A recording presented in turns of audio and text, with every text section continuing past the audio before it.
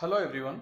आज के video lecture में हम ह्यूमन ज्योग्राफी के चैप्टर सेकंड के बारे में बात करेंगे। इस चैप्टर का नाम है, आप यहाँ पर देख सकते हैं, world population, distribution, density and growth. हम इस चैप्टर में क्या क्या पढ़ने वाले हैं इसको सबसे पहले हम देख लेते हैं कि आने वाले हम 30-35 मिनट में इस चैप्टर में क्या क्या डिस्कस करने वाले हैं। तो देखिए, यहाँ पर हम सबसे पहले देखेंगे कि ऐसे कौन से जनसंख्या वाले स्थान हैं जहाँ पर जनसंख्या बहुत ज़्यादा रहती है।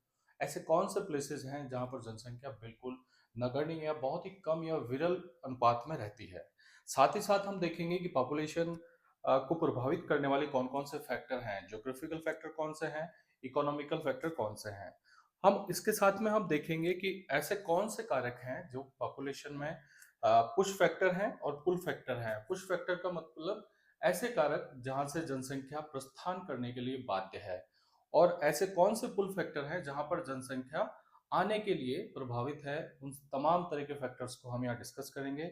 इसके साथ साथ हम इस चैप्टर का जो मूलभूत सिद्धांत है, जो कि हमें 12th स्टैंडर्ड के हिसाब से इसकी खास तौर से 3 स्टेजेस के बारे में इसमें दे रखा है। जैसे कि पहली जो स्टेज होती है किसी भी सोसाइटी की, वो एग्रेरियन होती है, खेती किसानी से जुड़ी हुई होती है। इसके साथ हम डिस्कस करेंगे कि जो सेकंड स्टेज है वो इंडस्ट्रियलाइजेशन वाली स्टेज होती है। वहीं इसकी स्टेज थर्ड है, वो अर्बन के साथ साथ इंडस्ट्रियलाइजेशन से जुड़ी हुई है। कहने का तात्पर्य यह है कि ये विकासात्मक मॉडल को भी बताता है कि किस तरह से विकास के साथ साथ जनसंख्या का पैटर्न किस प्रकार का रहा है, तो जिसको डेमोग्राफिक ट्रांजिशन थ्योरी भी हम कहते हैं। और इसके अलावा हम क्या पढ़ेंगे इस चैप्टर में, हम इसमें पढ़ेंगे कि ग्रोथ जो है उसका फार्मूला क्या है, ग्रोथ को हम किस तरह से निकालते हैं। जैसे कि नेचुरल ग्रोथ को हम निकालते हैं बर्थ और डेथ के अनुपात को, और वहीं हम एक्चुअल ग्रोथ में डेथ और बर्थ के साथ साथ हम वहाँ पर जो व्यक्ति हैं किसी स्थान से आ गए हैं या उस स्थान को छोड़कर विभिन्न प्रकार के कारकों के साथ चले गए हैं, उन सब का अनुपात या माइनस उनको घटाते हुए जो निकालते हैं, तो हमें देखा जाए तो एक्चुअल बर्थ रेट या हम कह सकते हैं एक्चुअल ग्रोथ खास तौर से हम प्राप्त कर सकते हैं। इसके साथ साथ हम डिस्कस करेंगे कि जनसंख्या का क्या पैटर्न रहा है विश्व के संदर्भ में, कि जनसंख्या को दुगनी होने में और चौगुनी होने में कितना वक्त लगा है। तो चलिए हम डिस्कशन की शुरुआत करते हैं फर्स्ट स्लाइड से। Geography of uneven distribution. Geography uneven distribution के तात्पर्य है कि विभिन्न प्रकार के ऐसे कौन कौन से कारक हैं, उसमें फिजिकल फैक्टर भी हो सकते हैं और इकोनॉमिकल फैक्टर भी हो सकते हैं। फिजिकल फैक्टर की अगर हम बात करते हैं तो उसमें खास तौर से उसका लैंडफॉर्म कैसा है उस जगह का, वहाँ पर क्लाइमेटिक कंडीशंस क्या है, वाटर की अवेलेबिलिटी क्या है, नेचुरल जो वेजिटेशन है उसकी क्या स्थिति है, तमाम तरह के कौन कौन से पहलू हैं जो कि मानव को रहने के लिए मूलभूत रूप से प्रभावित करते हैं, वह है। इसके साथ साथ ऐसे कौन से कारक हैं जो कि इकोनॉमिकल फैक्टर हैं, जो कि व्यक्ति को वहां पर रहने के लिए, क्योंकि इकोनॉमिकल फैक्टर जैसे ही इन्वॉल्व हो जाता है इसका मतलब मानव विकास को बहुत तेजी से, एक तरह से उसके आयाम है उसको हासिल करना चाहता है। तो हम डिस्कस करेंगे कि जैसे कि कोर्ट से अगर हम शुरुआत करें, जॉर्ज बी क्रेसी का, उन्होंने कहा है कि Asia has many places where people are few and few places where people are very many. Asia में ऐसे बहुत सारे स्थान हैं जहाँ पर लोग बहुतायत में रहते हैं, जबकि कुछ ऐसे स्थान भी हैं जहाँ पर लोग बिल्कुल ही नगण्य या विरल अनुपात में पाए जाते हैं। एशिया में ही अगर हम भारत का एग्जाम्पल लें, तो लद्दाख में बहुत कम लोग रहते हैं। अगर हम थार के रेगिस्तान में, जो कि राजस्थान के पश्चिम में स्थित है, वहां पर कम लोग रहते हैं। वहीं अगर हम बात करते हैं गंगेटिक प्लेन की, वहां पर बहुतायत में लोग रहते हैं। तो हम एक पैटर्न देख रहे हैं कि कहाँ पर जनसंख्या बहुत ज्यादा रहती है, ऐसे कौन से कारक है, कहाँ पर जनसंख्या विरल रहती है। इसके साथ साथ हम ये देखेंगे कि हैवीएस्ट जो ग्लोबल पॉपुलेशन वाली जो कंट्रीज हैं उसमें भी खास तौर से जो 6 देश हैं वो एशिया महाद्वीप के अंतर्गत आते हैं। तो अनइवन जो डिस्ट्रीब्यूशन है उसके कौन से कारण हैं और कौन कौन से ऐसे देश हैं जिसमें जनसंख्या की अधिकता बहुत ज्यादा है।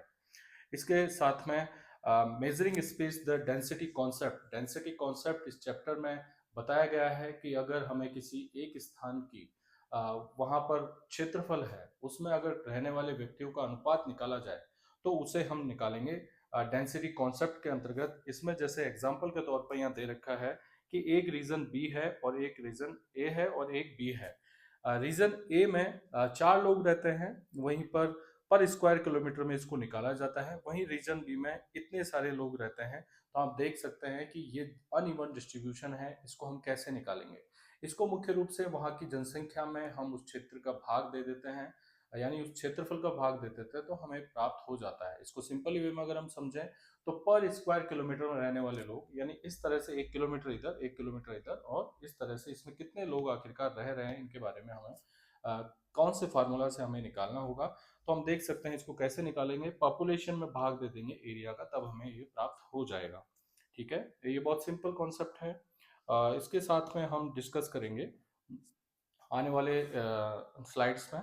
तो आप यह देख सकते हैं, why do people settle where they do, as जो लोग हैं वहां पर क्यों रहना पसंद करते हैं, जहां पर वो उन ऐसे कौन से फैक्टर हैं जिनमें वो व्यक्ति वहां के आकृष्ट होते हैं, वो कौन कौन से कारक हैं। तो हम देख सकते हैं पॉपुलेशन का जो सेटलमेंट है, यानी उनका जो अधिवास है, बसावट है, वो कॉन्सेंट्रेटेड कौन से इलाकों में रहेगी। तो हम उसमें देखेंगे मुख्य रूप से ज्योग्राफिकल फैक्टर कौन कौन से हैं, इकोनॉमिकल फैक्टर कौन से हैं, और साथ ही सोशियो कल्चर ऐसे कौन से फैक्टर हैं जिसके कारण जनसंख्या मूल मूल रूप से एक ही स्थान पर रहती है। वह अपने कल्चर को किस तरह से फॉलो करते हुए वहीं पर जनसंख्या निरंतर बढ़ोतरी होती रहती है, उसके पीछे सोशियो कल्चर ऐसे कौन से कारण हैं, इनको पॉइंट को हम डिटेल में देखेंगे। जैसे कि हम यहाँ देख सकते हैं, समझ सकते हैं, पिलर फर्स्ट में जो ज्योग्राफिकल फैक्टर है, ज्योग्राफिकल फैक्टर में जैसे कि अवेलेबिलिटी ऑफ वाटर, जाहिर सी बात है जितने भी सिंधु घाटी सभ्यताएं हैं, चाहे हम हमारी सभ्यता सिंधु घाटी सभ्यता को ले सकते हैं, साथ ही साथ हम ले सकते हैं मेसोपोटामिया वाली सभ्यता है उसको ले सकते हैं, या फिर हम कहें मिसिसिपी और मिसौरी के आसपास जो भी सभ्यताएं पनपी हैं उनको ले सकते हैं, या आज की सभ्यता को हम देखते हैं मॉडर्न एरा में भी। तो भले ही हम देखा जाए तो आज जो हम वाटर की अवेलेबिलिटी को हमने मैकेनाइज किया है, उसके बावजूद भी ज़्यादातर इलाके जहाँ पर सिंचाई के लिए बहुत अच्छा जल उपलब्ध है और पेयजल बहुत अच्छा मीठा पानी उपलब्ध है, वहाँ पर जनसंख्या का संकेंद्रण यानी सेंट्रलाइजेशन ऑफ पॉपुलेशन सबसे ज़्यादा उन इलाकों में रहेगी जहाँ पर ये रिसोर्सेज की अवेलेबिलिटी बहुत बेहतर तरीके से आपको मिलती है, क्योंकि मानव को अपनी डेली रूटीन की आवश्यकताओं के लिए और ख़ास तौर से फसलों उत्पादन के लिए पानी की अवेलेबिलिटी बहुत ही ज़्यादा ज़रूरी है। तो हम अवेलेबिलिटी ऑफ वाटर के फैक्टर को बिल्कुल भी नज़रअंदाज नहीं कर सकते, जिसका हमारे सामने एग्जाम्पल विभिन्न प्रकार की जो नदी घाटियां हैं वहां पर विकसित होती हुई सभ्यताएं हैं। सिंधु घाटी सभ्यता का मैंने जैसे कि एग्जाम्पल दिया है, जो कि कितनी आज से लगभग 4 से 4,500 साल पुरानी सभ्यता है। कितनी व्यापक तौर पे हम नॉर्थ इंडिया, खास तौर से वेस्टर्न नॉर्थ इंडिया की बात करते हैं तो वहाँ पर वो कितनी तेजी से फ्लरिश हुई थी और विभिन्न देशों के साथ उसका क्या संबंध था, जिसको हम हिस्ट्री में बहुत व्यापक दृष्टिकोण से देखते हैं। वहीं अगर हम बात करते हैं खास तौर से लैंडफॉर्म्स के बारे में, लैंडफॉर्म्स यानी भू आकृति वहाँ पर कैसी है वो काफ़ी हद तक डिपेंड करती है। अगर हम इंडिया का भी एग्जाम्पल लेके समझें, या फिर हम कह सकते हैं अमेरिका में ऐसे राज्य जहाँ पर एडवर्स लैंडफॉर्म्स नहीं है, वहाँ पर जनसंख्या का वितरण ज़्यादा है, खासतौर से समुद्र तट के आसपास जनसंख्या का संकेंद्रण बहुत ज़्यादा है।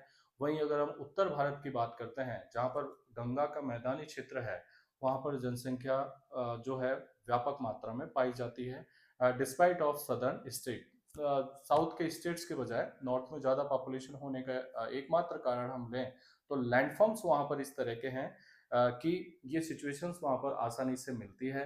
लैंडफॉर्म्स कैसे जिम्मेदार हैं, अगर लैंडफॉर्म्स प्लेन रहेंगे, उबड़ खाबड़ नहीं रहेंगे, तो वहाँ पर डेवलपमेंट बहुत आसानी से हो सकता है। जैसे हम road and transport and network की बात करते हैं, या फिर हम देखा जाए तो गृह निर्माण, घर बनाने की बात करते हैं, वहाँ पर बहुत आसानी से अर्बनाइजेशन हो सकता है, व्यापक सैकड़ों किलोमीटर तक पॉपुलेशन की बसावट हो सकती है। तो कुल मिलाकर हम कह सकते हैं कि लैंडफॉर्म्स बहुत ज़्यादा इम्पोर्टेंट है किसी भी स्थान पर व्यक्तियों के संकेंद्रण के लिए, ठीक है, उसने उनके डिस्ट्रीब्यूशन के लिए। अगला जो फैक्टर है ज्योग्राफिकल फैक्टर में हम बात कर रहे हैं वो है क्लाइमेटिक फैक्टर। क्लाइमेटिक फैक्टर को हम यहाँ देख सकते हैं कि किस तरह से हैवी रेनफॉल और extreme desert repel population Mediterranean region attract people due to their present climate.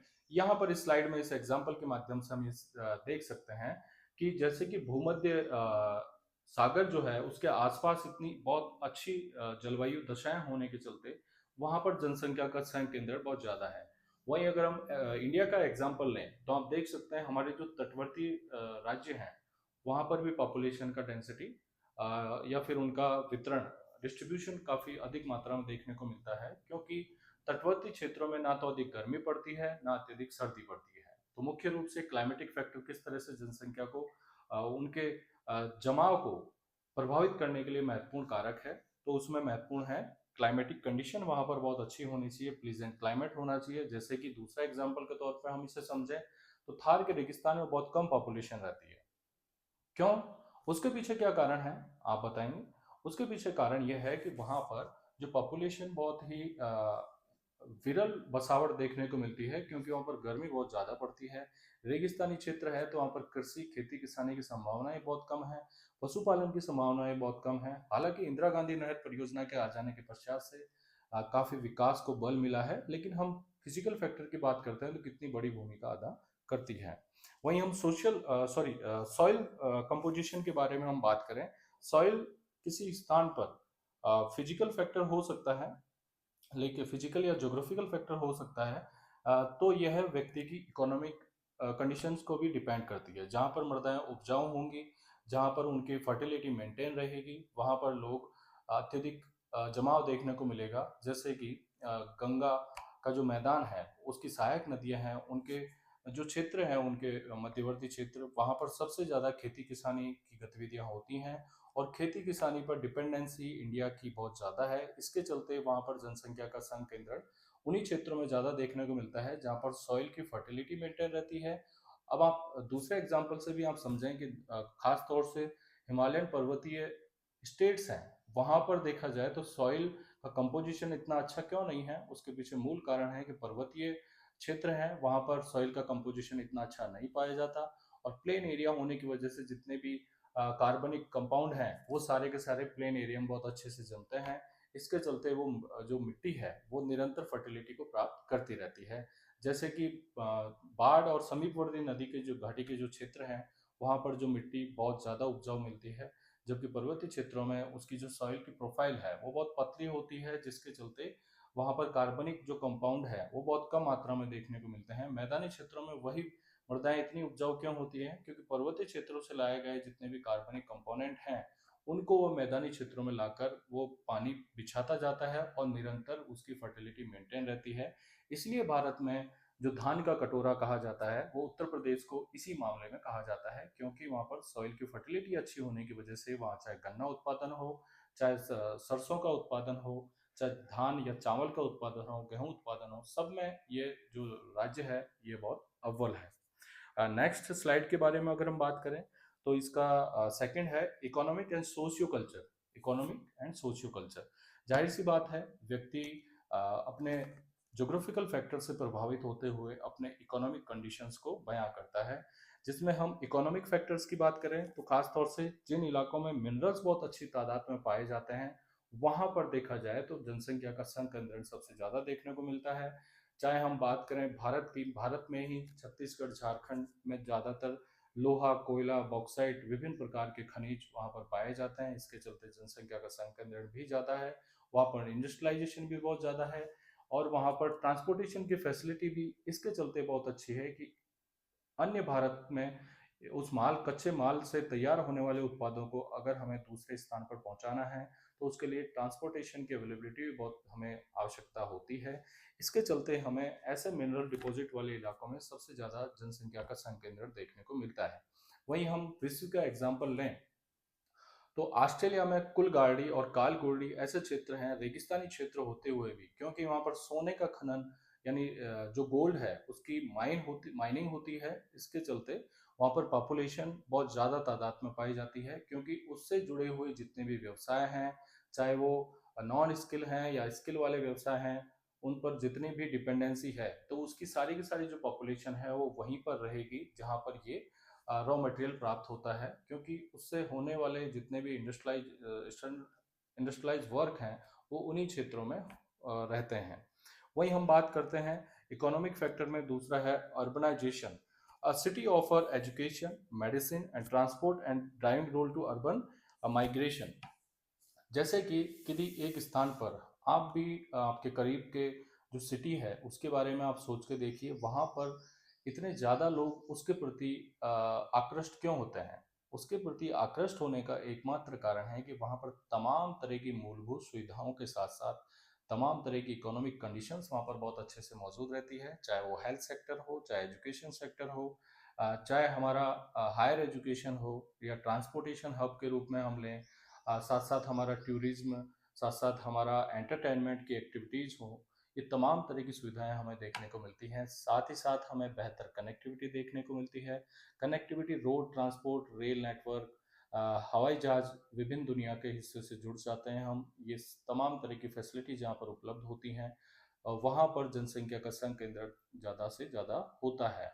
जाहिर सी बात है, आपके निकटवर्ती जो अर्बन एरिया है वहाँ पर ये तमाम तरह की फैसिलिटी बहुत अच्छी से फैसिलिटेट होती हैं। तो आप देख सकते हैं कि किस तरह से अर्बनाइजेशन अपनी महत्वपूर्ण भूमिका अदा करता है जनसंख्या के डेंसिटी में भी और उनके डिस्ट्रीब्यूशन में भी। क्योंकि ज़्यादातर जो आबादी है वो ग्रामीण इलाके जो कि इसके नियर बाय होती है, वहाँ से छोड़कर शहरों की तरफ आकृष्ट होती है, क्योंकि उनको तमाम तरह की सुविधाएं यहाँ पर मिलती हैं। और डिपेंड करता है कि उसका अर्बन का स्प्रॉल, या हम कह सकते हैं उसका अर्बनाइजेशन की स्पीड, और साथ साथ उसका क्षेत्र कितनी तेजी से बढ़ेगा, उस पर और भी फिजिकल फैक्टर भी अपनी भूमिका अदा करते हैं। जैसे कि जयपुर या दिल्ली का विस्तार बहुत तेजी से हुआ है, वहीं पर राजस्थान के अन्य जिलों का हम देखें विस्तार तो उतना तेजी से नहीं है। हाँ, ये जरूर है, फिजिकल फैक्टर के साथ साथ इकोनॉमिकल फैक्टर भी जिम्मेदार होते हैं, लेकिन भले ही आप इकोनॉमिक फैक्टर को वहाँ पर अवेलेबल करवा दें, लेकिन फिजिकल फैक्टर भी महत्वपूर्ण भूमिकाएं अदा करेंगे। यानी दोनों का बैलेंस होना बहुत ही ज़्यादा जरूरी है। तो स्टूडेंट, अगला हम जो पॉइंट देखते हैं वो देखते हैं इंडस्ट्रियलाइजेशन के रूप में। Industrialisation factories attract massive crowd.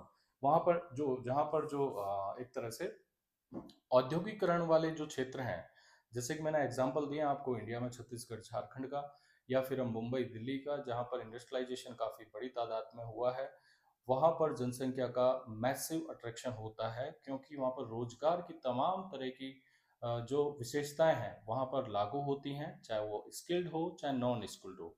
Skilled वह उन व्यवसायों को कहते हैं जहाँ पर हायर एजुकेशन या बेसिक एजुकेशन पर जो जो रोजगार के अवसर उपलब्ध होते हैं उनको हम स्किल बेस्ड रोजगार कहते हैं।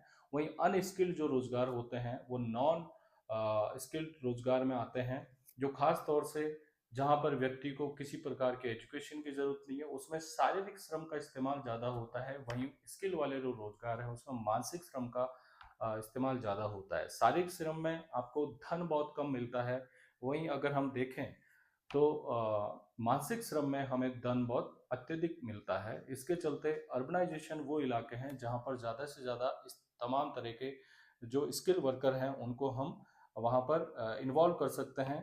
और इंडस्ट्रियलाइजेशन के लिए, क्योंकि फैक्ट्रीज में बहुत तमाम तरह के आपको स्किल, मशीनों को चलाने के लिए स्किल, और एक तरह से सामान को एक स्थान पर दूसरे स्थान पर ढोने के लिए खास तौर से हमें नॉन स्किल वर्कर की आवश्यकता होगी। चाहे हमें इंडस्ट्रीज के लिए कच्चे माल को खोदना हो तो इसके लिए हमें नॉन स्किल वर्कर की जरूरत होगी, लेकिन किसी एक जेसीबी को चलाने के लिए या फिर रोबोट को चलाने के लिए हमें स्किल बेस्ड एक इंजीनियर की आवश्यकता होगी।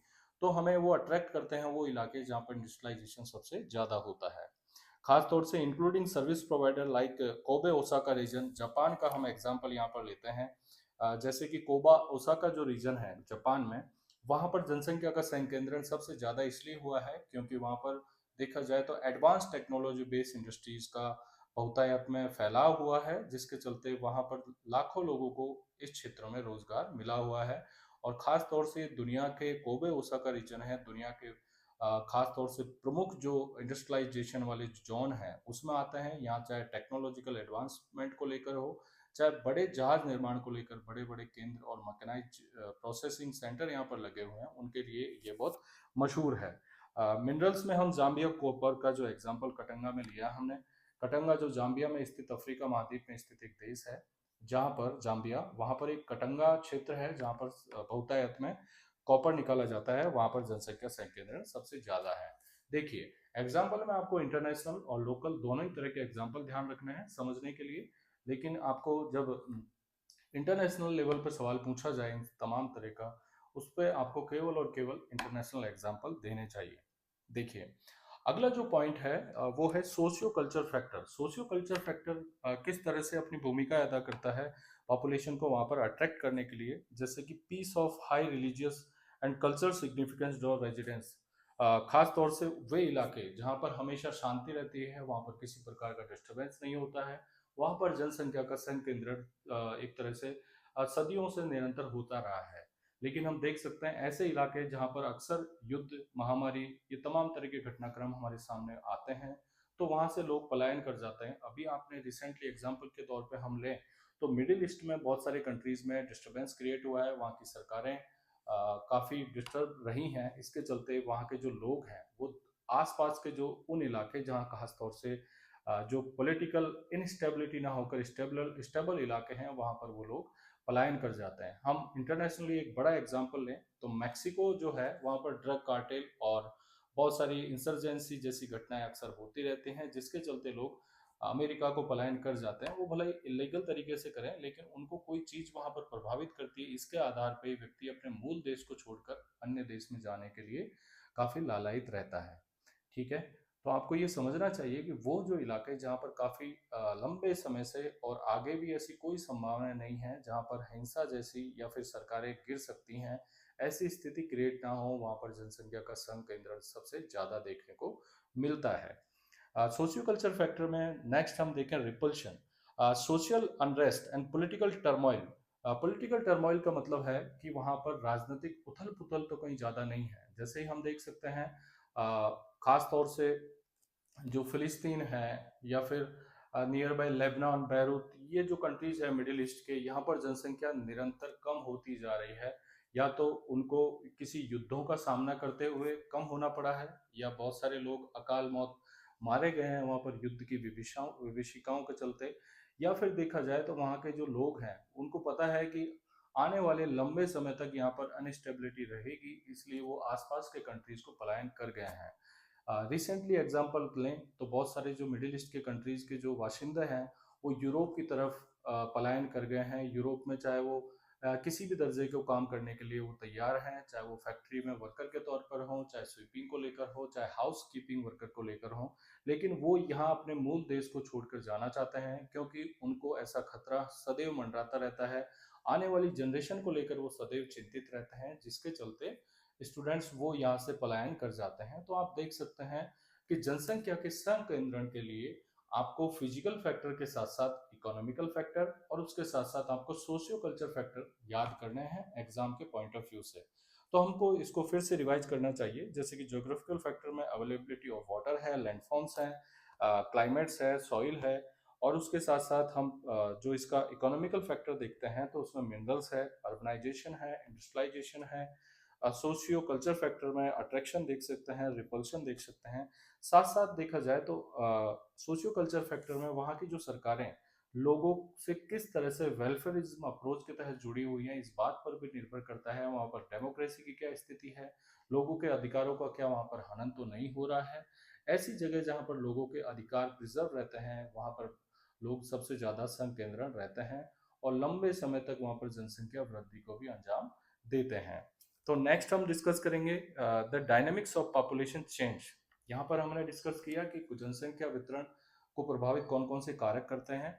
अब हम बात करेंगे कि ऐसे कौन से डायनेमिक्स हैं जो कि पॉपुलेशन को चेंज करते हैं। देखिए, इस डायग्राम के माध्यम से आप देख सकते हैं, अगर आपको किसी स्थान विशेष की पॉपुलेशन को एक तरह से समझना है या फिर उसकी गणना करनी है, कैलकुलेशन करनी है, उसके लिए आपको उस स्थान की बर्थ रेट पे फोकस करना पड़ेगा और साथ साथ आपको वहाँ पर जो इमिग्रेशन है इस पर फोकस करना पड़ेगा। कहने का तात्पर्य है कि वहाँ पर कितने बच्चों का जन्म हुआ है, साथ साथ वहाँ पर कितने लोग किसी स्थान से वहाँ पर आ गए हैं दूसरे स्थान से छोड़कर। वो अगर हम तो वह जो होता है वह एकमात्र कारक होता है, लेकिन दूसरी तौर पे अगर हम बात करते हैं, अगर बर्थ के साथ साथ हम डेथ को भी कैलकुलेट करें और इमिग्रेशन को भी कैलकुलेट करें। देखिए, इनका प्रोनाउंसिएशन भले ही इमिग्रेशन है, लेकिन एक में एम है लेकिन एक में डबल एम है। इमिग्रेशन यानी किसी एक स्थान पर आए हैं, और इमिग्रेशन इसका मतलब वहां पर किसी एक स्थान से लोग बाग वहां से छोड़कर गए हैं।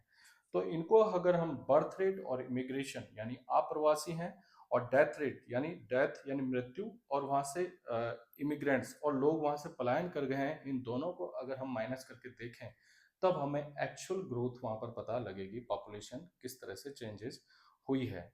जैसे कि अगर हम मोर्टेलिटी एंड फर्टिलिटी को भी अगर हम कैलकुलेट करें, इसको हम फिर से एक बार रिवाइज करने का प्रयास करते हैं। अगर किसी स्थान से बर्थ और डेथ, यानी कितने लोग जन्म हुआ है, यानी कितने बच्चों का जन्म हुआ है, और कितने जो है डेथ कर गए हैं, इनको अगर हम माइनस कर दें परस्पर, तो हमें वहाँ पर पॉपुलेशन चेंज के बारे में तो पता लगेगा, लेकिन एक्चुअल चेंज के बारे में पता नहीं लगेगा। तो इसमें हमें बर्थ के साथ साथ हम डेथ को तो करें ही करें, इसके साथ साथ हम आप्रवास और वहाँ से लोग बाग छोड़कर चले गए हैं, प्रवास कर गए हैं, इनको भी हमें परस्पर माइनस करना चाहिए, तब जाके हमें वहाँ पर एक्चुअल पता लगेगी। जैसे कि किसी एक गांव में व्यक्ति, मान लीजिए 10 बच्चों का जन्म हुआ है, लेकिन इसके साथ साथ 8 व्यक्ति हैं वो किसी कारणवश मर गए हैं, तो देखा जाए तो ये 2 ही हुए। लेकिन इसके साथ साथ हम देखें तो इमिग्रेंट्स हो सकता है वहाँ पर 8 लोग फिर से आ गए हों, और वहीं पर जो वहाँ से पलायन करने वाले हों वो एकमात्र हों, तो आप देख सकते हैं वहाँ पर 9 लोग तब भी बचेंगे। तो कहने का तात्पर्य है कि हमें पॉपुलेशन चेंज पर केवल डेथ और बर्थ रेट पे ही फोकस नहीं करना चाहिए, हमें वहाँ से कितने लोग आए हैं और वहाँ से कितने लोग गए हैं, इस पे भी हमें फोकस करना चाहिए। देखिए, measuring of mortality and fertility, crude birth rate CBR को किस तरह से हम कैलकुलेट करते हैं और क्रूड डेथ रेट को हम किस तरह से कैलकुलेट करते हैं, आइए इसको देख लेते हैं। देखिए, सीबीआर को निकालने के लिए आपको बर्थ रेट और उसके साथ साथ आपको एक तरह से estimated mid year population, population कितनी है इसमें हम भाग देंगे 1000 का, तब हमें प्राप्त होगी। वहीं हम क्रूड डेथ रेट की अगर हम बात करते हैं, तो वहां पर आपको नंबर ऑफ डेथ के साथ साथ एस्टिमेटेड मिड ईयर पॉपुलेशन, वहां पर कितने लोग वहां पर एक्सपायर हुए हैं, तो आपको डेथ रेट निकालने को मिलेगी। वहीं क्रूड बर्थ रेट को अगर आपको निकालना है, तो उसमें live birth rate in year, जबकि यहाँ पर नंबर ऑफ डेथ्स को निकालना पड़ेगा, यहाँ पर नंबर ऑफ बर्थ को निकालना पड़ेगा, कि यानी एक साल में कितने लोगों ने जन्म लिया है और कितने लोग मृत्यु को प्राप्त हुए हैं, इसको क्रूड डेथ रेट बोलेंगे मृत्यु वाले को। और कितने लोग जन्म लिए हैं लेकिन एक साल के अंदर अंदर वो कितने जीवित रहे हैं, वो हमें चाइल्ड बर्थ रेट से स्पष्ट होगा। उसके साथ साथ हम नेक्स्ट स्लाइड में देखें तो हमें देखने को मिलेगा natural growth versus actual growth. Natural जो ग्रोथ है उसमें हमें देखने को मिलेगा अकाउंट्स ओनली बायोलॉजिकल चेंज। वहीं हम एक्चुअल ग्रोथ की अगर हम बात करते हैं, जैसे कि मैंने ऊपर वाले जो वो पानी वाला जो एग्जांपल था उसमें बताया कि डेथ और बर्थ और साथ में माइग्रेशन कितना हुआ है। Accounts of biology and human movement, actual growth हमें तब प्राप्त होगी बायोलॉजी के साथ साथ हमें ह्यूमन मूवमेंट वहां से कितना हुआ है। इसके साथ साथ हमें बर्थ और डेथ को भी माइनस करके हम प्राप्त तो कर लेंगे नेचुरल ग्रोथ को, लेकिन हमें एक्चुअल ग्रोथ की तरफ जाना है तो इन माइग्रेशन और आउट माइग्रेशन पर भी हमें फोकस करना पड़ेगा। इसको हम देख चुके हैं, जिसको हम खास तौर से इसके डायरेक्शन की अगर हम बात करते हैं तो positive birth and death, negative death and birth, इनको हम कैलकुलेट करते हैं। इसको हम high high permanent immigration and negative biology and other immigration, अगर बायोलॉजिकल फैक्टर भी उसमें हो सकते हैं और मेन मेड फैक्टर यानी कोई एक स्थान से दूसरे स्थान से व्यक्ति पलायन कर गए हैं या फिर आ गए हैं, यह भी देखा जाए तो किसी स्थान विशेष की जनसंख्या को प्रभावित करने वाला मुख्य कारक है। तो चलिए हम नेक्स्ट शुरू करते हैं the mechanics of migration. Migration वाले फैक्टर को हम समझ लेते हैं। अभी तक हमने जनसंख्या वाले जो वितरण वाला जो कॉन्सेप्ट है उसमें फिजिकल फैक्टर कौन कौन से हैं, और उसके साथ में हम देखा कि इकोनॉमिकल फैक्टर और सोशियो कल्चर फैक्टर कौन से हैं जो कि जनसंख्या को वहाँ पर वितरण, डेंसिटी और उनकी ग्रोथ को इम्पैक्ट करते हैं। तो देखिए हम एग्जाम्पल के तौर पे हम इसको समझते हैं कि देखिए एक कोई ऐसा प्लेसेस है जहाँ से व्यक्ति किन्हीं कारणों से प्रभावित होकर, ऐसे जो कई फैक्टर हो सकते हैं, चाहे वहाँ पर अकाल पड़ गया हो, पानी की बहुत कमी हो गई हो, या फिर जानवरों को चारे का अभाव हो, ये तमाम तरह के ऐसे फैक्टर हैं जिनसे वहाँ से जो लोग हैं वो पलायन कर जाएंगे। मान लीजिए किसी एक स्थान पर लंबे समय से बारिश की दूर दूर तक संभावनाएं नहीं है, या फिर वहाँ का जो ग्राउंड वाटर है वो बहुत कम हो गया है, तो हमें इस बात पर फोकस करना चाहिए कि हमें उन इलाकों पर चले जाने के लिए बाध्य होना पड़ेगा जहाँ पर वो सारे रिसोर्सेज अवेलेबल हैं। दूसरा, ऐसे और भी कई कारक हैं जैसे क्लाइमेटिक कंडीशन, जैसे क्लाइमेट चेंज के चलते बहुत सारे लोग विस्थापित होंगे आने वाले समय में। जिन इलाकों में ज़्यादा गर्मी पड़ेगी वो वहाँ से लोग पलायन करके ऐसे इलाकों में जाना पसंद करेंगे जहाँ पर जलवायु बहुत ही सुगम्य है, बहुत ही सौम्य है।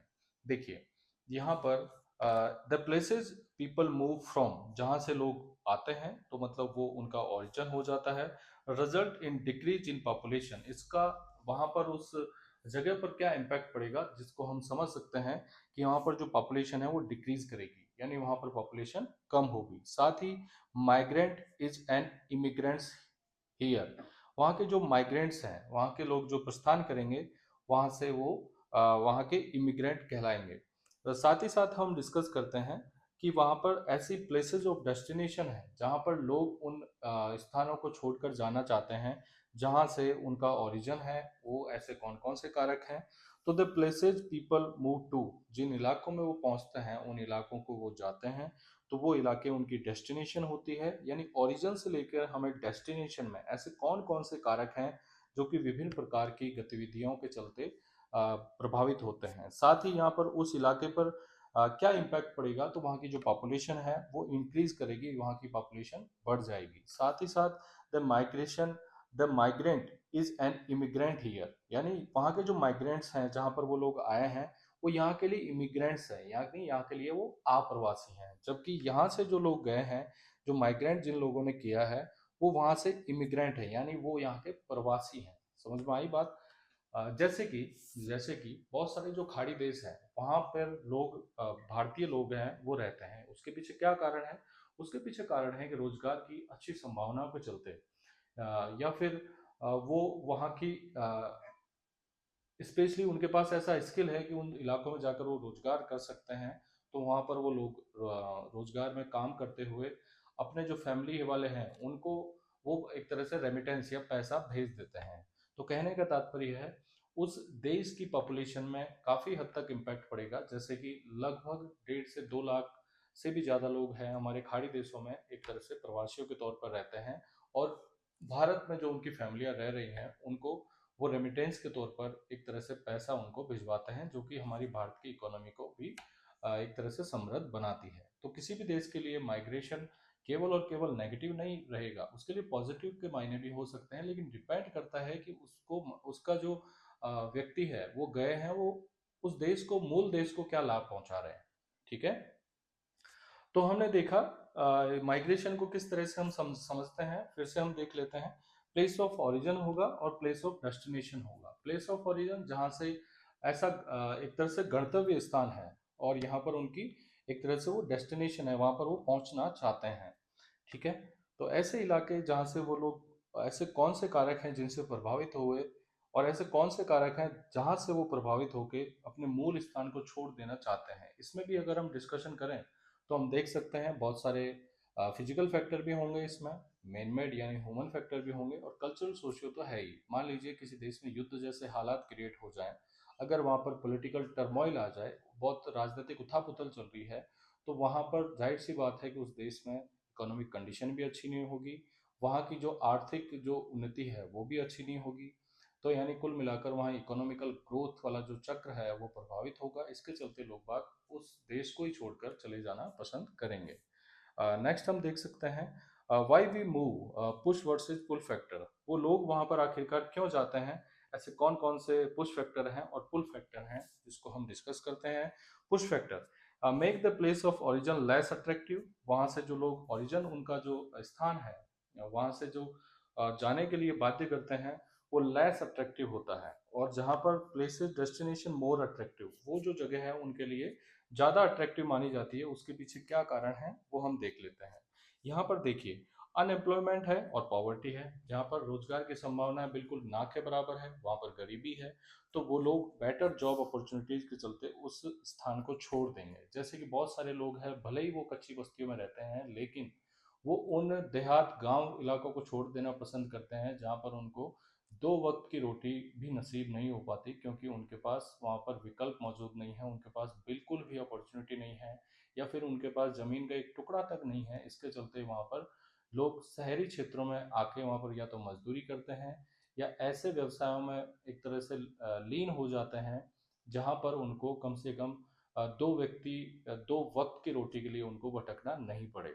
तो आप देख सकते हैं। साथ ही पॉलिटिकल टर्मोइल, जिन इलाकों में राजनीतिक अनस्टेबिलिटी अगर रहती है, हमारा पड़ोसी देश पाकिस्तान है, जैसे कि वहाँ पर ना तो रोजगार की संभावना है, ना पर इंडस्ट्रियलाइजेशन की संभावनाएं बसती हैं, और सरकार ही वहाँ पर अक्सर डिस्टर्बेंस में रहती है। आज़ादी, भारत के साथ साथ वह आज़ाद हुआ एक देश है, लेकिन उसके बावजूद भी वो जो देश है वो आज तक भी वहाँ का जो राष्ट्रपति है वो 5 साल तक का अपना कार्यकाल तक वो पूर्ण नहीं कर पाया है, क्योंकि पॉलिटिकल टर्मोइल, राजनीतिक उथल पुथल ज़्यादातर वहाँ पर तख्ता पलट होता रहता है, सेना हस्तक्षेप करती है।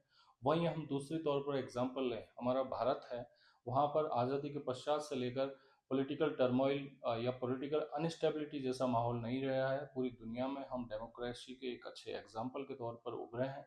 हमारी ज़्यादातर आबादी को हम धीरे धीरे सही लेकिन गरीबी रेखा से व्यापक जनसंख्या को हम निकालने में सक्षम हुए हैं।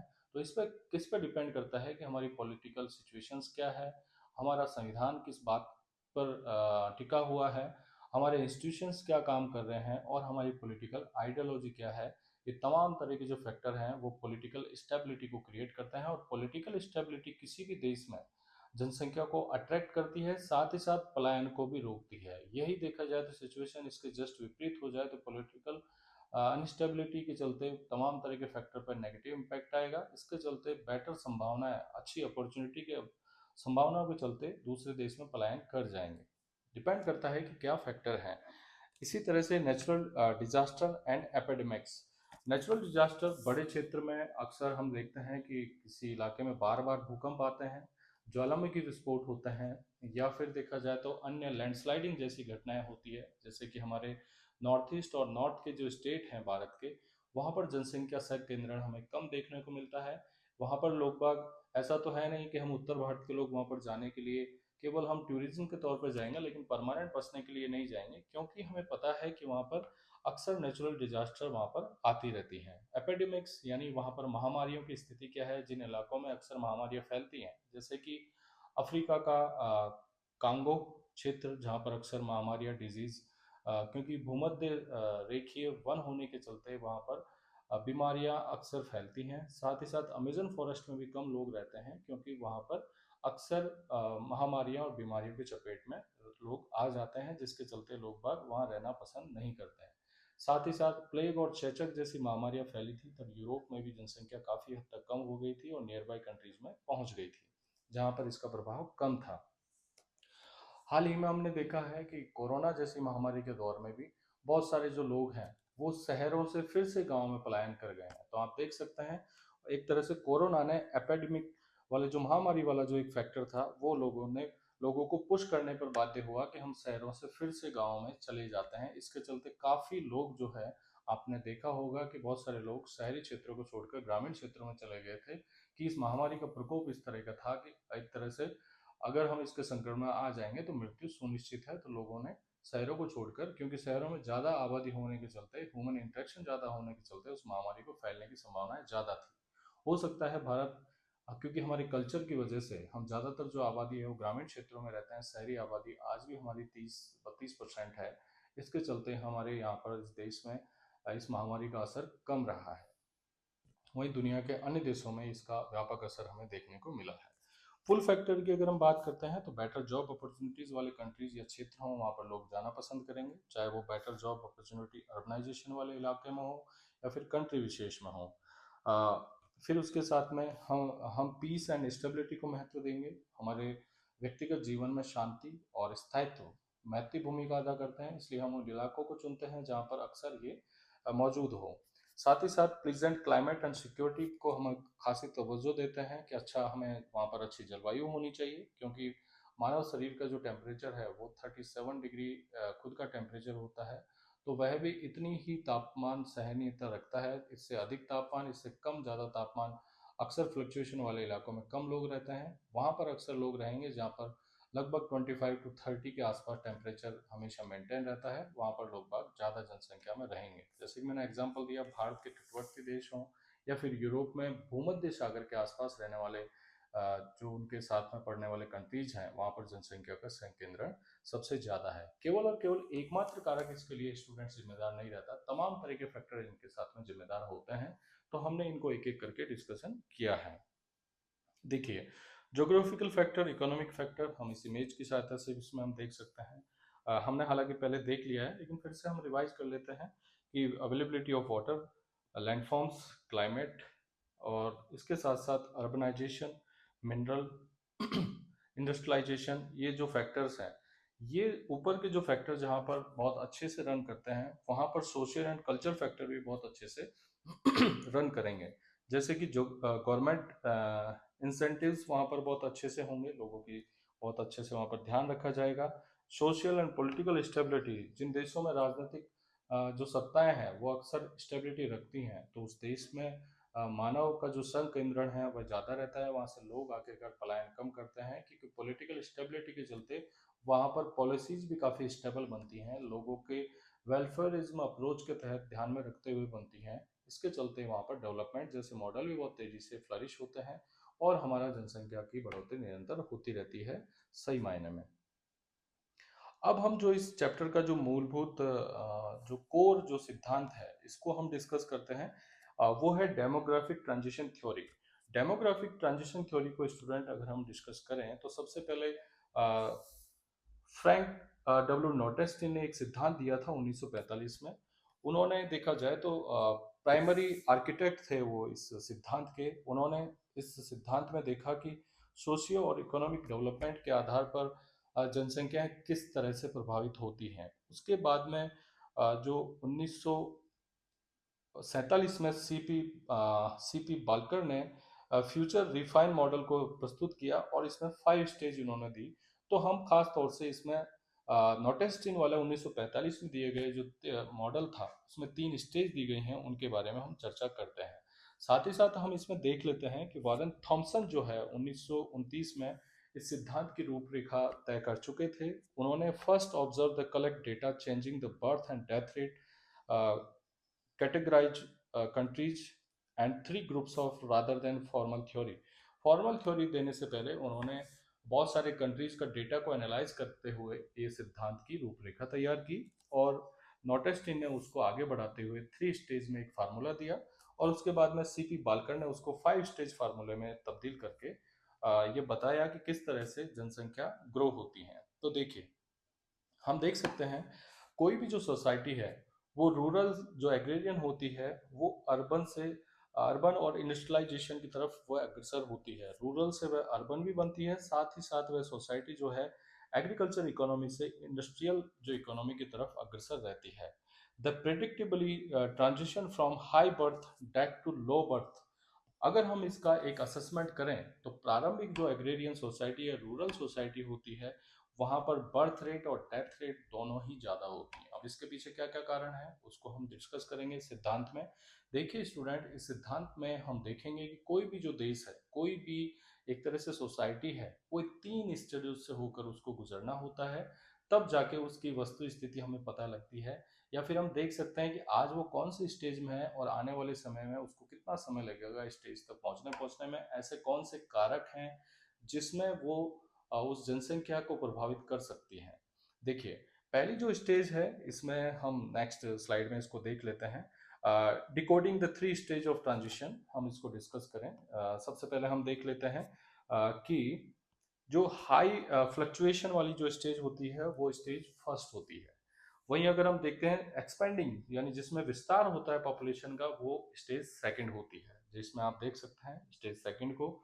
वहीं हम स्टेज थर्ड हम देखते हैं, उसमें लो फ्लक्चुएटिंग, यानी जनसंख्या में ना तो बहुत ज़्यादा बढ़ाव होता है, ना उसमें घटाव होता है, यानी जनसंख्या ना तो इंक्रीज करती है ना डिक्रीज करती है। और इसमें आप देख सकते हैं अक्सर इंक्रीज करती है। लेकिन हाई फ्लक्चुएशन का मतलब है इंक्रीज और डिक्रीज लगभग दोनों समानांतर चलते हैं। जैसे कि इसमें हाई फर्टिलिटी होती है, यानी जन्म दर बहुत ज़्यादा होती है, और हाई मोर्टेलिटी होती है, यानी मृत्यु दर भी बहुत ज़्यादा होती है। इसके साथ में इसमें हम डिस्कस करें, हम इनको पैरेलल स्टेजेस को देखते हुए चलेंगे। इसमें फर्टिलिटी रिमेन हाई इनिशियली, शुरुआती चरण के तौर पर फर्टिलिटी काफ़ी उच्च पाई जाती है, आप इसमें यहाँ देख सकते हैं। लेकिन इसकी जो अंतिम जो इसकी इस चरण की जो स्टेज है, वो उसमें काफ़ी हद तक बर्थ रेट और डेथ रेट, इसमें एक तरह से श्रिंकिंग, यानी थोड़ी सी कमी आती जाती है। आप यहाँ पर देख सकते हैं साथ ही साथ लो फर्टिलिटी रहती है और लो मोर्टेलिटी रहती है थर्ड स्टेज में जाकर। तो सिचुएशन किस तरह से बदलती है, उसके पीछे क्या कारण है, देखिए। हाई फ्लक्चुएशन वाली जो फर्स्ट स्टेज है, इसमें एपिडेमिक्स, अक्सर महामारी आती हैं। वेरिएबल फूड सप्लाई, यानी फूड सप्लाई को लेकर अक्सर अनिश्चितता वाली माहौल रहता है। मान लीजिए कोई भी जो जनसंख्या है वो केवल और केवल मानसून या फिर इरिगेशन पर आधारित होती है। मान लीजिए वहाँ पर लंबे समय तक बारिश नहीं होती है, तो इसके चलते वहाँ पर जो वेरिएबिलिटी फूड सप्लाई चेन है वो प्रभावित होगी। वो जानवरों के लिए चारा भी कम आएगा वहाँ से। और साथ ही साथ वहाँ पर देखा जाए तो व्यक्तियों को पानी के लिए भी काफ़ी जूझना पड़ेगा। तो हो सकता है वो अकाल के मौत भी हो जाए। जैसे कि अक्सर 1943 के आसपास के दौर तक भारत में, बंगाल में जो अकाल पड़ते थे उसमें लाखों करोड़ों लोग मारे जाते थे। ठीक है। जैसे कि बंगाल का काल जो 1942 से लगभग 43-44 तक चला, उसमें लगभग 1.5 करोड़ लोग मारे गए थे। लेकिन अब ऐसी सिचुएशन क्यों नहीं आती है? क्योंकि हमने फूड सप्लाई को बहुत बेहतर कर लिया। हो सकता है उन इलाकों में अगर बारिश नहीं हो, तो भारत इतना बड़ा है, जहाँ पर अच्छा उत्पादन होता है वहाँ से हम विभिन्न प्रकार के ट्रांसपोर्टेशन के माध्यम से हमारा जो फूड ग्रेन है उसको एक स्थान से दूसरे स्थान पर हम पहुंचा देते हैं। Agriculture needs and large families, हमें देखा जाए तो बहुत व्यापक मात्रा में खेती की आवश्यकता होती है। रेन फॉरेस्ट टाइप, अगर हम हाई फ्लक्चुएटिंग स्टेज पे अगर फर्स्ट स्टेज में देखें, तो रेन फॉरेस्ट टाइप जो रहने वाली जो जनजातियां हैं वो इस स्टेज में हैं। खास तौर से हम अमेजन और कांगो जो फॉरेस्ट है वहाँ पे रहने वाले लोग हैं, या फिर अटाकामा डेजर्ट या कालाहारी डेजर्ट में रहने वाले लोग हैं, ये इसी स्टेज में आएंगे। क्योंकि वहाँ पर बर्थ रेट तो काफ़ी है लेकिन डेथ रेट भी काफ़ी ज़्यादा है। इसके चलते जो पॉपुलेशन है उसमें कोई इतना तेज गति से बदलाव नहीं आता है। हम इसमें एग्जाम्पल में भी देख सकते हैं कि इस तरह से यहाँ पर जो जनसंख्या बढ़ती भी है तो घटती भी है। ठीक है। तो यहाँ पर जो स्टूडेंट सेकेंड स्टेज में हम देखते हैं, फर्टिलिटी रिमेन्स हाई इनिशियली। फर्टिलिटी शुरुआती लेवल पर काफ़ी ज़्यादा रहती है। Mortality decline sharp due to sanitation. हम स्वच्छता को बहुत अच्छे से मानने लगते हैं। धीरे धीरे समाज में जो एजुकेशन होती है, स्वास्थ्य के प्रति जागरूकता बढ़ती है। साथ ही साथ हमारी जो हेल्थ सेक्टर है वो एक्सपैंड करता है। तो लोगों की जो उनके प्रति, सफाई के प्रति जो समझ है उसका विकास निरंतर होता रहता है। जैसे कि हमने देखा कि बार बार हाथ धोने वाली जो आदत है हमारी कोरोना महामारी के पश्चात से शुरू हुई, और वो हमारी एक तरह से अब एक आदत के रूप में बन गई है कि हमें हाथ धोने चाहिए। और हम एक तरह से उस हाइजीन को मेंटेन रखने के लिए हम निरंतर हाथ धोते रहते हैं। तो देखा जाए तो मॉडर्न सोसाइटी का एक नॉर्म्स है कि हमें बार बार खाने खाने से पूर्व या खाना खा लेने के पश्चात या कोई भी काम है उसको करने के पश्चात हमें हाथ धोना अनिवार्य है। तो ये सोसाइटी सैनिटेशन वाले मानक अपनाने लगती है। इसके चलते भी काफ़ी हद तक मोर्टेलिटी यानी मृत्यु दर है, जो हमारी बहुत सारी जो बीमारियां हैं वो हमारे हाथों के माध्यम से फैलती हैं। इसके चलते जब से भारत में सैनिटेशन के प्रति ज़्यादा फोकस हुआ है तो हमारी जनसंख्या को काफ़ी हद तक हमने जो अकाल के ग्रास बनने से हमने रोक लिया है। साथ ही साथ एक छोटी प्रैक्टिस थी लेकिन किस तरह से व्यापक स्तर पर इसका इम्पैक्ट पड़ता है, वही हम अफ्रीकन कंट्रीज का एग्जांपल लें तो अभी भी वहाँ पर सफाई के प्रति कोई भी एजुकेशन नहीं है। आज भी वहाँ पर लोग बहुत माली हालत में रहते हैं। सैनिटेशन पे कोई फोकस नहीं है, ना तो एजुकेट किया है, ना पर हेल्थ फैसिलिटी वहाँ पर बहुत अच्छी है। इसके चलते असामयिक मौत भी काफ़ी होती है, जैसे कि हैजा है, पैचिस है, फिर मलेरिया है। हमारे आसपास जो गंदा पानी भरा रहता है तो उससे मलेरिया, डेंगू, ये तमाम तरह की बीमारियां होती हैं। तो धीरे धीरे भारत ने काफ़ी अच्छा इस फील्ड में काम किया है, तो लोग बाग इन छोटी मोटी बीमारियों से नहीं मर रहे हैं। तो कहने का तात्पर्य हमारी जो फर्टिलिटी तो बहुत हाई रहती है लेकिन मोर्टेलिटी को हम डिक्लाइन यानी कम कर लेते हैं। किसके चलते? सैनिटेशन को अपनाने के चलते। मैसिव नेट पॉपुलेशन एडिशन, और बहुत सारी पॉपुलेशन इसमें ऐड भी होती रहती है क्योंकि एक तरह से स्टेबिलिटी आ जाती है इस स्टेज में। एग्जाम्पल पेरू, श्रीलंका, केनिया, और भारत भी इस स्टेज में है। भारत देखा जाए तो मैं आपको एक्चुअल कंडीशन बताता हूँ कि यहाँ पर इंक्रीज के साथ जो बर्थ रेट है और डेथ रेट है उसको थोड़ा कम किया है, जबकि हमारी जनसंख्यात्मक विस्फोटात्मक स्थिति थी जब हमारी पॉपुलेशन तो कम, डेथ रेट तो कम थी लेकिन हमारी बर्थ रेट काफ़ी ज़्यादा थी। तो 90 के दशक के आसपास जनसंख्या विस्फोट वाला दशक माना जाता है, लेकिन उसके पश्चात हमारी जो पॉपुलेशन है वो धीमी गति से ही सही, लेकिन पॉपुलेशन फिर से एक तरह से श्रिंक कर रही है, फिर से कम होती जा रही है। यानी हम देखा जाए तो अब हमने बर्थ रेट पे भी कंट्रोल किया है और डेथ रेट पे तो हम काम कर ही रहे हैं। देखिए, लो फ्लक्चुएशन जो कि स्टेज थर्ड है थॉमसन और नटेस्टिन वाले जो सिद्धांत की, लो फर्टिलिटी होती है और लो मोर्टिलिटी होती है, यानी रिप्लेस करने वाली जो पॉपुलेशन है, यानी एक दंपति के जो कितने बच्चे होंगे ये इस बात को डिसाइड करेंगे कि वो रिप्लेसमेंट कितना करते हैं। मान लीजिए 10 दंपतियां हैं और उनके केवल 5 बच्चे हैं, 5 बच्चों में से केवल और केवल 10 लोगों पे 5 एक तरह से लोग आए और फिर उन पांचों में से केवल 2 दंपतियां ही बनेंगी और 2 दंपतियों के फिर से 2 बच्चे होंगे, यानी 4 पे फिर 2। तो इस तरह से जो जनसंख्या है धीरे धीरे सिकुड़ती हुई जाएगी। तो ये जो स्टेज है इसमें फ्लक्चुएशन बहुत कम होता है और धीरे धीरे धीमी गति से पॉपुलेशन काफी डिक्लाइन कर जाती है, पॉपुलेशन काफी हद तक कम होती जाती है। ये देखा जाए तो अर्बनाइज होती है, इसकी क्या विशेषता होती है, लिटरेट पॉपुलेशन होती है और डेलिबरेटली फैमिली साइज कंट्रोल, और ये बहुत कड़े नियम के तहत फैमिली साइज को कंट्रोल करने में फोकस करते हैं। इसके example Canada, Japan, USA, Germany, France आदि देश हैं। डेमोग्राफिक ट्रांजिशन मॉडल है, इसको फिर से एक बार रिवाइज कर लेते हैं, हालांकि हम देख चुके हैं, लेकिन ये 5 स्टेज वाला मॉडल है। देखिए, फर्स्ट स्टेज प्री इंडस्ट्रियल होता है और सेकंड जो है वो अर्ली इंडस्ट्रियल होता है और late industrial, post industrial and post modern वाला एरिया जो है। यानी भारत जो देखा जाए तो फिलहाल हम इसमें जो सेकंड स्टेज के जो चरण है इससे आगे बढ़ते हुए हम लगभग यहाँ हैं और थर्ड में एक तरह से प्रारंभ में हम पहुंच गए हैं। तो हाईली जो देखा जाए तो स्टेशनरी लो ग्रोथ होती है, रैपिड ग्रोथ होती है, रैपिड डेथ डिक्लाइन होता है, स्लोइंग ग्रोथ होती है, बर्थ भी डिक्लाइन होती है और जीरो ग्रोथ यहाँ पर आ जाती है और पॉसिबल डिक्लाइन यहाँ पर आ जाती है। तो जापान इत्यादि जो देश हैं वो लगभग देखा जाए तो इस अंतिम स्टेज की तरफ अग्रसर है। यहाँ पर जो आबादी है, बुजुर्ग आबादी काफी हो रही है लेकिन युवा आबादी काफी कम है। नेक्स्ट हम देखते हैं population control and Malthusian warning. इस सिद्धांत के साथ साथ जो माल्थस है उन्होंने ये बताया था कि हमें पॉपुलेशन कम करने के लिए एक तरह से वार्निंग रखनी चाहिए, जिसमें फैमिली प्लानिंग जरूरी है, जिसमें खासतौर से कॉन्ट्रासेप्टिव्स का प्रयोग आपको करना चाहिए, जिससे हमारी बर्थ कंट्रोल हो।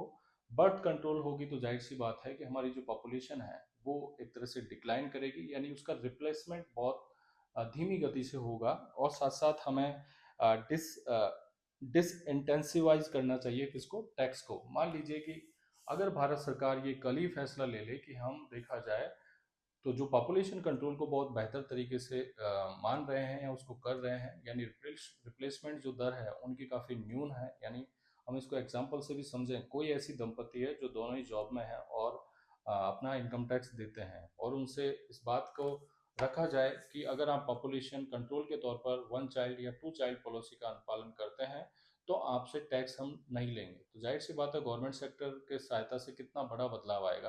या नॉर्मल वे में भी अगर हम बात करें तो गवर्नमेंट इस बात को इंटेंसिवाइज करे कि हम पॉपुलेशन ग्रोथ पर थोड़ा कंट्रोल करने के लिए हम टैक्सेशन में छूट देंगे, जो लोग इस पर खासा बल देंगे।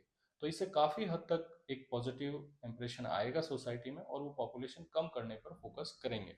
देखिए, थॉमस माल्थस जो है उन्होंने 1798 में कहा था, theorize the number of people will be inevitable increase faster than food supply. Thomas Malthusian का यह मानना था कि जनसंख्या जितनी तेज गति से बढ़ रही है उतनी तेज गति से हमारे रिसोर्सेज नहीं बढ़ रहे हैं। तो हमें देखा जाए तो बहुत सारे वैकल्पिक रिसोर्सेज पर फोकस करना पड़ेगा। हमारी जो फूड सप्लाई है वो निरंतर उसको मेंटेन हमें रखना है, तो हमें उस पॉपुलेशन को भी ऐसा मेंटेन रखना पड़ेगा।